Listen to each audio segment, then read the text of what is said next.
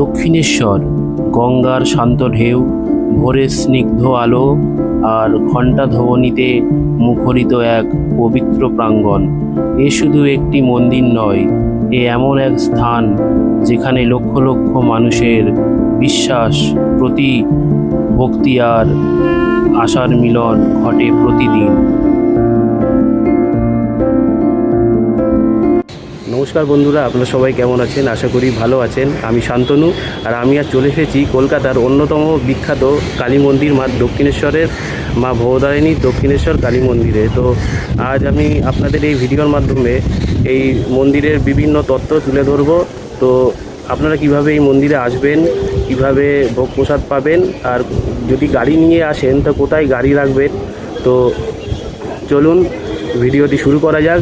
আর ভিডিওটি যদি ভালো লাগে চ্যানেলটিকে অবশ্যই সাবস্ক্রাইব করে দেবেন আর ভিডিওটিকে লাইক করে দেবেন। তো চলুন ভিডিওটি শুরু করা যাক। দক্ষিণেশ্বরে কিভাবে আসবেন সেটা দেখে নেওয়া যাক। শিয়ালদা থেকে শিয়ালদা ডানকুনি লোকাল ধরে চলে আসুন এই দক্ষিণেশ্বর স্টেশনে। স্টেশন থেকে আপনারা সোজা চলে আসতে পারেন স্কাই ওয়াকে। এই যে দেখছেন স্কাই ওয়াকে সোজা চলে আসা যায় স্টেশন থেকে। এটাই হচ্ছে রাস্তা। এটি হচ্ছে দক্ষিণেশ্বর স্টেশনের টিকিট কাউন্টার। এটা কোনো মন্দির নয়। আর আপনারা যদি মেট্রো করে আসতে চান কলকাতা থেকে, তাহলে এটি হচ্ছে মেট্রো স্টেশন। এখানে নেবে আপনাদেরকে দক্ষিণেশ্বরের দিকে যেতে হবে। এটি হচ্ছে মেট্রো স্টেশনের রাস্তা। আপনারা যদি বাসে করে আসেন হাওড়া থেকে, তাহলে এইখানে আপনাদের নামতে হবে। এটি হচ্ছে বাস স্ট্যান্ড। আর আপনারা যদি কলকাতা থেকে আসেন তাহলে এটি হচ্ছে বাস স্ট্যান্ড। এখানে আপনাদেরকে নামতে হবে। ওই যে দেখতে পাচ্ছেন ওইটি হচ্ছে দক্ষিণেশ্বর যাওয়ার রাস্তা। রাস্তার ওপারে স্কাই ওয়াক দেখা যাচ্ছে, ওইদিকে গেলে দক্ষিণেশ্বর যেতে পারবেন। তো চলুন স্কাই ওয়াক দিয়ে সোজা যাওয়া যাক। এই যে দেখতে পাচ্ছেন দুধারে দোকান রয়েছে স্কাই ওয়াকে। আপনারা এখান থেকেও পুজো দেওয়ার ডালা কিনতে পারেন। সর্বনিম্ন মূল্য হচ্ছে 20 টাকা। তারপরে আপনারা যত দামের কিনতে চান কিনতে পারেন। এখানে ডালা পাওয়া যায়। এখানে একটু সস্তায় ডালা পাওয়া যায়। মন্দিরের কাছে একটু বেশি দামের পাওয়া যায়। ওখানে সর্বনিম্ন মূল্য হচ্ছে 51 টাকা।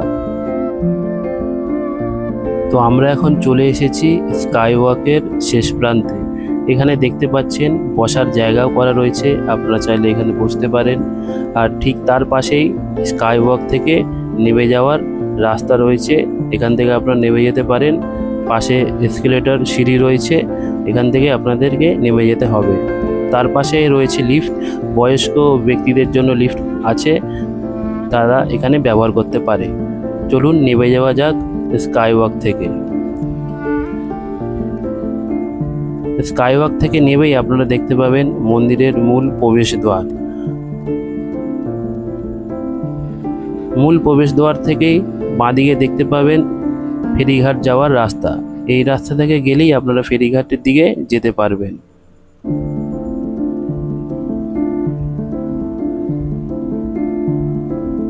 ফেরিঘাটের এইটা হচ্ছে টিকিট কাউন্টার। এখান থেকে 5 টাকা মূল্যের টিকিট কেটে আপনারা ফেরিঘাটে ব্যবহার করতে পারেন। আর এই হচ্ছে ফেরিঘাটে যাওয়ার রাস্তা। আপনারা দেখতে পাচ্ছেন এখান থেকে ফেরিঘাটে রাস্তা গিয়ে ওই সোজা ওইদিকে লঞ্চ ওখানে দাঁড়ায়। ওখান থেকে সোজা এইদিকে বেলুড় মঠের দিকে চলে যায়। আপনারা যদি দক্ষিণেশ্বর থেকে বেলুড় মঠে যেতে চান তাহলে লঞ্চে করে বেলুড় মঠ যেতে পারেন, বা বেলুড় মঠ থেকে আপনারা লঞ্চে করে দক্ষিণেশ্বরে আসতে পারেন। এই হচ্ছে গঙ্গার ঘাট, আর এই হচ্ছে বালি ব্রিজ, আর এইটা হচ্ছে নিবেদিতা সেতু। দূরে দেখতে পাচ্ছেন ওই বেলুড় মঠ। আপনারা দেখতে পাচ্ছেন কিনা আমি জানি না ঠিক। এখান থেকে কিন্তু দেখা যাচ্ছে বেলুড় মঠের ওই চূড়া। ফেরিঘাটের কিছুটা আগেই আপনাদের ডান হাতে পড়বে এই মা কালীর মন্দিরটি। খুবই সুন্দর এই মন্দিরটি। পুরো দক্ষিণেশ্বর মা কালীর মতোই এই মায়ের মূর্তি। আপনারা চাইলে দেখে নিতে পারেন। মন্দিরের মূল প্রবেশদ্বার দিয়ে ঢুকেই আপনারা বাঁ হাতে দেখতে পাবেন, যারা গাড়ি নিয়ে আসেন এখানে দেখতে পাবেন যে গাড়ি পার্কিং। এখানে আপনাদের গাড়ি পার্কিং করতে হবে। এটি হচ্ছে টিকিট কাউন্টার আর এটি হচ্ছে গাড়ি পার্কিং। এখানে আপনারা গাড়ি রাখতে পারেন।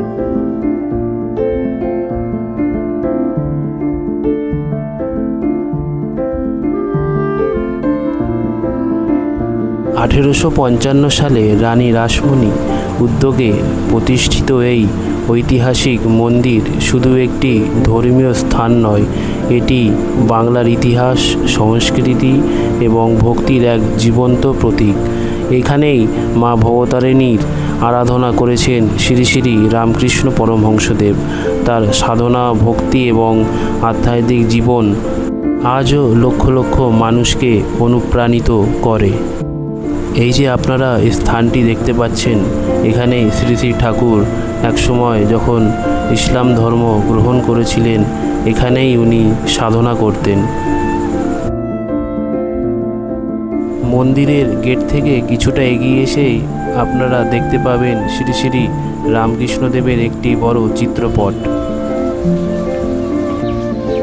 এই যে দেখছেন এই জায়গাটিতেই আপনারা জুতো আর মোবাইল রাখতে পারবেন, আর এই জায়গাটা থেকে আপনারা জুতো বা মোবাইল ফেরত নিতে পারবেন। আপনারা এখানে মোবাইল, হেলমেট, ল্যাপটপ, ট্যাবলেট বা ক্যামেরা, ব্যাগ, লাগেজ ব্যাগ সব রাখতে পারেন এই জায়গাটিতে। দেখতে পাচ্ছেন মোবাইল 3 টাকা, হেলমেট 5 টাকা, ল্যাপটপ 10 টাকা, ক্যামেরা 10 টাকা, ব্যাগ 10 টাকা আর লাগেজ ব্যাগ 20 টাকা এখানকার মূল্য রাখার।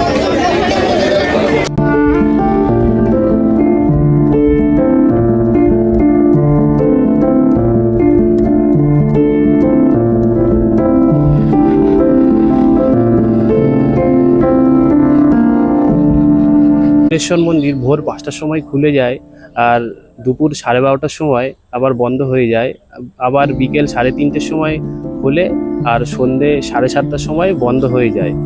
আপনারা যদি মন্দিরের ভোগ প্রসাদ পেতে চান, তাহলে এখানে এসে আপনাদের প্রথম কাজ হবে ভোগ প্রসাদের কুপন কেটে নেওয়া। মন্দিরের ভেতরে ভোগ প্রসাদের কুপন দেওয়া হয় সকাল 9টা থেকে ওই 1 ঘন্টা নাগাদ, মানে 10টা নাগাদ অবধি ভোগ প্রসাদের কুপন দেওয়া হয়। আর ভোগ প্রসাদের মূল্য হচ্ছে 100 টাকা। এটি হচ্ছে লোকমাতা রানী রাসমণি দেবীর মন্দির। উনি দক্ষিণেশ্বর মন্দির প্রতিষ্ঠা করিয়েছিলেন। তার পাশেই রয়েছে কুটিঘর, যেখানে রামকৃষ্ণ ঠাকুর থাকতেন। ঐতিহাসিক এই কুঠিবাড়ির গঙ্গামুখী পশ্চিমের কোণের ঘরে যুগবতার শ্রী রামকৃষ্ণদেব থেকেছেন সুদীর্ঘ 16 বছর। 1855 থেকে 1871 এখানে এসে থেকেছেন রানী রাসমণির জামাতা মথুরবাবু। থাকতেন ঠাকুরের অগ্রজ পণ্ডিত রামকুমার চট্টোপাধ্যায় ও তার পুত্র অক্ষয়। মাঝে মাঝে এখানে এসে ঠাকুরের সঙ্গে থেকেছেন মা চন্দ্রমণিও। বহু জানা অজানা সাধকের আনাগোনা ছিল এই কুঠিবাড়িতে। আর এটি হচ্ছে সেই নহবতখানা, যেখানে মা শারদামণি দেবী গৃহস্থাশ্রমের সাধারণ জীবনযাপন করতেন। এখানেই মা শারদামণি দেবী থাকতেন। এই নহবতখানাতেই মা শারদামণি দীর্ঘ 13 বছর কাটিয়েছেন। এই মূর্তিগুলো হচ্ছে শ্রী রামকৃষ্ণদেবের শিষ্যদের মূর্তি।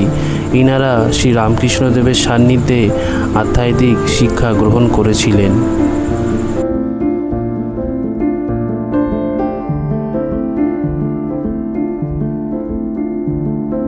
মন্দির প্রাঙ্গণের ভিতরে মূল মন্দির মা ভবতারিণীর, তার পাশে রয়েছে রাধা কৃষ্ণের মন্দির, আর এই 12খানা শিব মন্দির। আর এইটি হচ্ছে মন্দিরের বাইরে একটি রাস্তা, যেটা দিয়ে সোজা গেলে আপনারা পেয়ে যাবেন গঙ্গার ঘাট, ঠিক ডান হাতে পড়বে।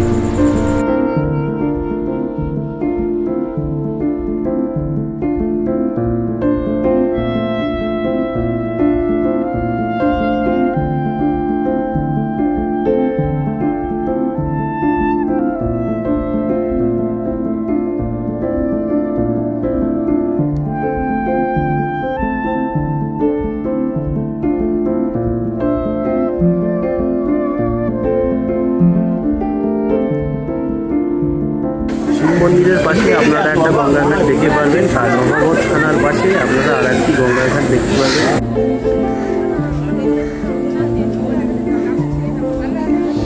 আর গঙ্গার ঘাট থেকে ঠিক ডান দিকে গেলে আপনারা ওদিকে পঞ্চবটির দিকে যেতে পারবেন। তবে এদিকে রাস্তাটা এখন বন্ধ আছে, আপনাদেরকে ওদিকে একটু ঘুরে যেতে হবে। এই যে এই রাস্তাটা দেখতে পাচ্ছেন, এই দিকে গেলেই আপনারা পঞ্চবটির দিকে যেতে পারবেন। আর এইটা হচ্ছে ওই কুটিঘরের দিক থেকে আপনারা পঞ্চবটির দিকে যেতে পারবেন। তবে এই গেটটা এখন বন্ধ আছে সকালবেলা বলে, একটু পরে হয়তো খুলে দিতে পারে।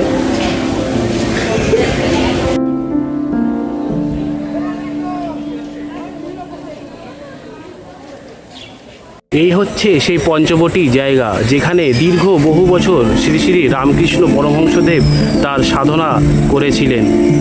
আর আপনারা দেখতে পাচ্ছেন তার পাশেই একটি মাঝারি সাইজের জলাশয় রয়েছে, আর পদ্ম পাতা চারিদিকে ফুটে রয়েছে। আর ঠিক তার পাশেই আপনারা দেখতে পাবেন এখানে দোকান রয়েছে, আপনারা এখান থেকে বিভিন্ন ধরনের জিনিসপত্র কিনে নিতে পারেন। হচ্ছে সেই মার্কেট, চলুন একটু দেখা যাক ভিতরের দিকে।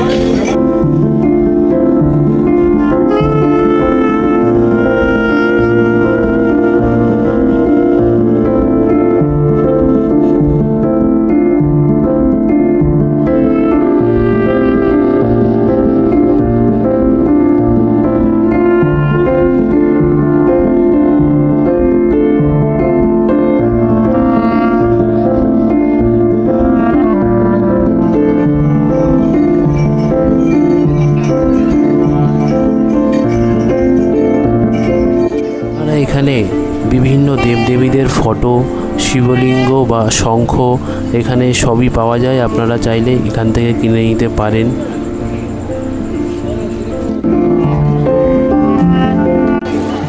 মন্দিরের মূল প্রবেশদ্বার থেকে কিছুটা এগিয়ে এসে আপনারা দেখতে পাবেন স্বামী বিবেকানন্দর একটি এখানে খুব সুন্দর মূর্তি রয়েছে। আপনারা স্বামী বিবেকানন্দর মূর্তির ঠিক পাশেই দেখতে পাবেন এখানে ডালা আর্কেড রয়েছে। আপনারা এখানে ডালা নিয়ে নিতে পারেন মন্দিরে পুজো দেওয়ার জন্য। এখানে 51 টাকা থেকে শুরু করে আপনারা যত দাম দিয়ে কিনতে চান ডালা এখানে পেয়ে যাবেন। হচ্ছে ডালা আর্কেডের ভেতরটা আপনারা দেখতে পাচ্ছেন, আপনারা এখানে অনেক ডালা পেয়ে যাবেন। মন্দিরের পাশে এই ডালা আর্কেডে আপনারা 51 টাকা থেকে শুরু করে 1 থেকে 2000 টাকা অবধিও ডালা পেয়ে যেতে পারেন।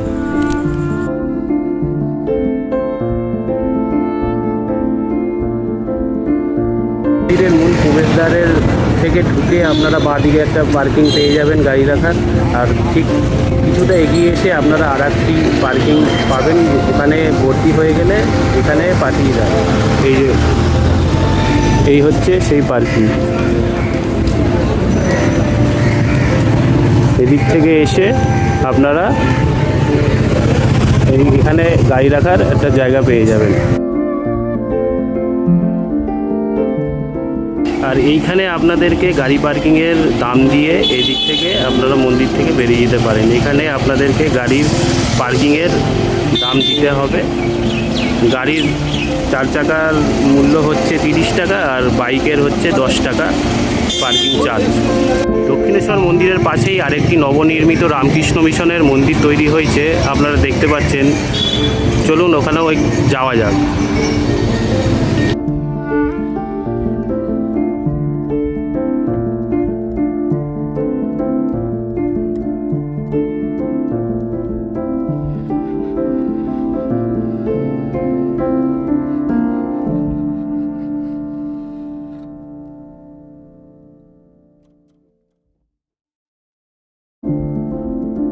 আগে দক্ষিণেশ্বর মন্দিরের কাছে অনেক খাবার বা কচুরির দোকান ছিল, এখন সেগুলো আর নেই।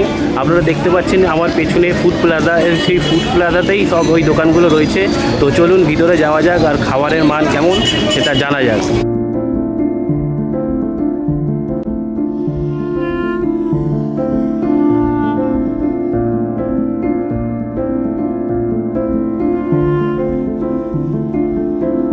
ভেতরে গিয়ে আমি কচুরি খেলাম।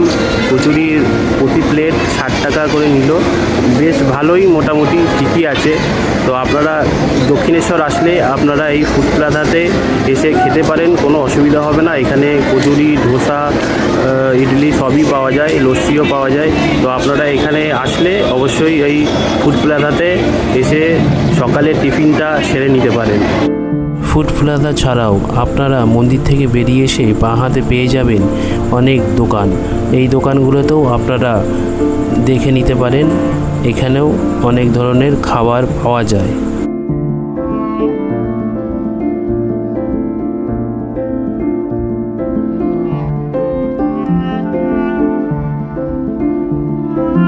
আপনারা যদি দক্ষিণেশ্বর মন্দিরে আসেন তাহলে এখানে এসে আপনারা নতুন একটি রামকৃষ্ণ মঠের মন্দির তৈরি হয়েছে নবনির্মিত।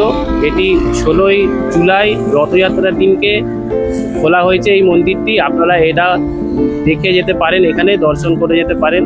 মন্দিরটি খুবই শান্ত পরিবেশে তৈরি, আপনারা এটিও দেখে নিয়ে যেতে পারেন। এটি হচ্ছে আশ্রমের বা মঠের সময়সূচি, কখন খোলে কখন বন্ধ হয় আপনারা একটু দেখে নিতে পারেন। এখানে একটি বোর্ড দেওয়া রয়েছে।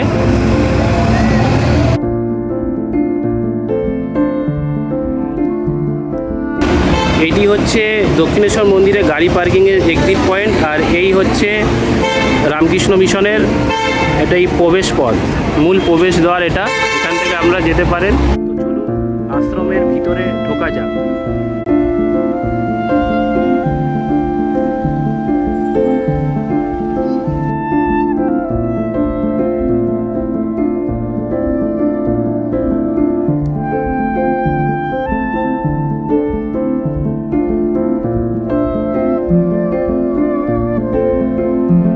মঠের ভিতরে ছবি তোলা বা ভিডিওগ্রাফি করা একদমই নিষিদ্ধ, তাই আমি আপনাদেরকে ভিতরটি দেখাতে পারলাম না।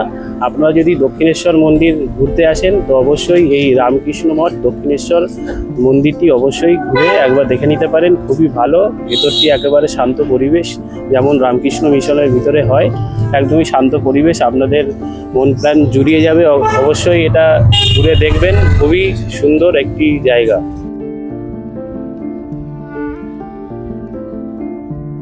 বন্ধুরা, আজকের মতো আমি ভিডিওটি এখানেই শেষ করছি। ভিডিওটি যদি ভালো লেগে থাকে অবশ্যই চ্যানেলটিকে সাবস্ক্রাইব করে আমায় সাপোর্ট করবেন, আর অবশ্যই ভিডিওটিকে লাইক দিয়ে দেবেন। তো ভিডিওটি এখানেই আমি শেষ করছি, আবার দেখা হবে অন্য কোনো জায়গায় নতুন কোনো ভিডিও নিয়ে। ততদিন ভালো থাকবেন, সুস্থ থাকবেন, আর দেখা হচ্ছে অন্য ভিডিওতে। তো ধন্যবাদ।